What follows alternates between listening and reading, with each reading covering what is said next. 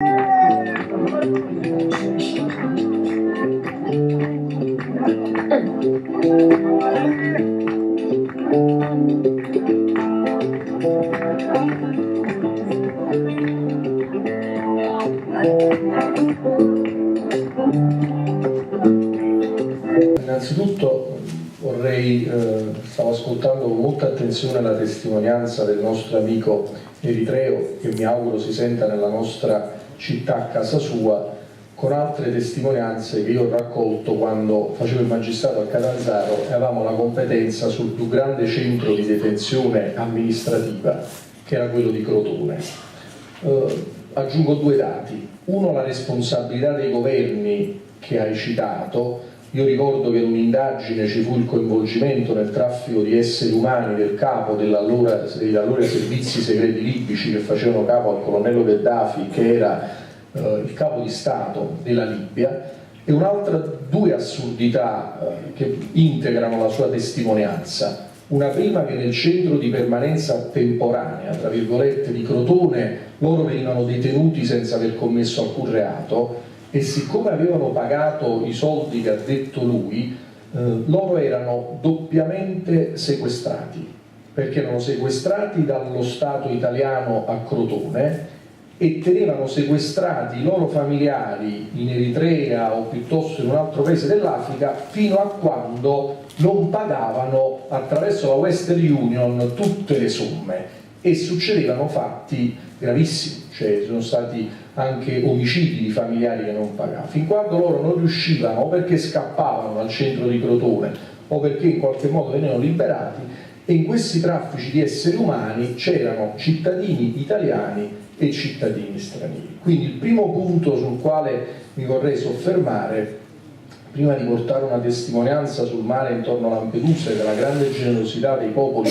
del sud, sull'assurdità della legge turco-napolitano che ha preceduto la Bossi-Fini, su due aspetti fondamentali: la detenzione amministrativa e il reato di immigrazione clandestina. Cioè praticamente noi come Stato italiano, quindi lui ha citato il Sudan, la Libia, ovviamente noi non siamo come il Sudan e la Libia, però abbiamo delle leggi che a mio avviso sono immorali e sono anche illegittime sul piano costituzionale. Quindi si chiamano leggi, si chiamano legalità, ma con la legalità hanno poco a che vedere. Cioè detenzione amministrativa significa che noi mettiamo in galera, sostanzialmente restringiamo la libertà personale di alcune persone, anche se non vengono chiamate galere, ma io non so se qualcuno di voi, immagino di sì, abbia visitato i CPT. Sono sostanzialmente le galere, nel senso le condizioni sono molto serie, anzi in alcuni casi sono anche peggio delle galere, arrestati per non aver commesso un reato. E poi il tema dell'immigrazione clandestina.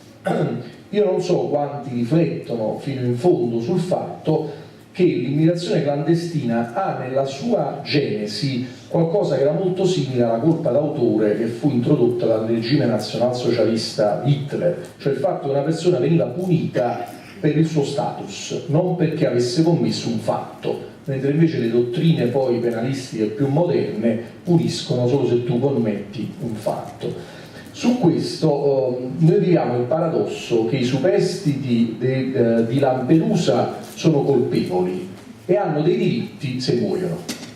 Cioè nel senso che noi abbiamo dato il diritto alla sepoltura, ha detto anche il Presidente del Consiglio, ha detto voi da oggi siete nostri concittadini, rivolgendosi ai morti. I superstiti invece sono colpevoli, cioè nel senso che loro, avendo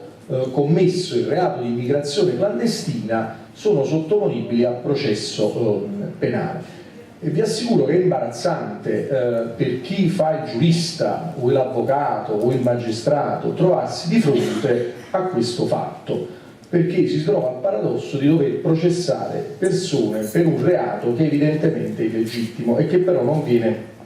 ancora eliminato. L'altro tema di carattere generale sul quale mi auguro che questa iniziativa, come l'altra straordinaria del forum antirazzista che si è tenuta al Teatro San Ferdinando l'altra volta, possano spingere fortemente i nostri parlamentari ad approvare una legge che, come l'abrogazione della Bossi-Fini, non ha nessuna ricaduta in termini economici sul bilancio dello Stato, che è lo ius soli, cioè quello di garantire il diritto di cittadinanza a chi nasce nel nostro paese, e aggiungerei il diritto di cui anche se ne parla stasera, il diritto d'asilo che è anche riconosciuto nella nostra Costituzione repubblicana in tutte le dichiarazioni dei diritti universali, perché chi scappa, lo raccontava la testimonianza di prima, chi va via non per fare un viaggio, ma va via da regimi, va via da guerre, va via da situazioni dittatoriali, ha diritto ad essere accolto, cioè non è che noi gli facciamo, come dire, un piacere, è un diritto, quindi noi abbiamo il diritto, dovere di accoglierli. Ovviamente poi c'è il tema che portava prima Alfonso, del fatto che noi dovremmo fare sempre molto di più. È chiaro che questa è sicuramente una città che accoglie, infatti io sono convinto che il nostro amico Eritreo, gli altri che sono presenti in sala e chi non sta in questa sala, io credo e mi auguro da napoletano, oltre che da sindaco, si senta a suo agio nella nostra città e io ne sono convinto. Però noi dobbiamo tutti quanti, io per primo soprattutto, fare sempre di più per poter dare luoghi di accoglienza. E qua ci scontriamo su un altro tema molto delicato, è quello delle burocrazie. L'ha citato anche lui nel suo intervento, a un certo punto ha dato il tema burocrazia riferendosi alla legge. Io burocrazia lo affido anche ai comportamenti delle azioni e degli atti amministrativi, che non sempre sono all'altezza di una sfida, perché quando la legge è illegittima